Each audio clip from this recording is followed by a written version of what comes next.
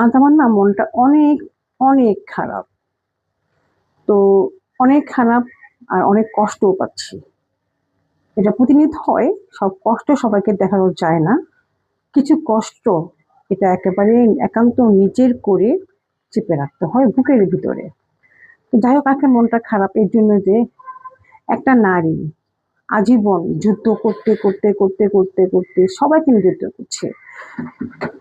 ফ্যামিলির যুদ্ধ, নিজেকে নিয়ে যুদ্ধ, শ্বশুরবাড়ির যুদ্ধ, আছে না আশেপাশে অনেকের সাথেও যুদ্ধ করতে হয়, আত্মীয়স্বজনকে যুদ্ধ করতে হয়। এই লড়াই জিনিসটা না করতে করতে আমি সম্পূর্ণ কিন্তু ক্লান্ত হয়ে গেছি। এতটা ক্লান্ত হয়ে গেছি না আমি আর নিতে পারছি না। মাঝে মধ্যে মন চায় সবকিছু ছেড়ে আমি নির্জনে কোথাও চলে যাই।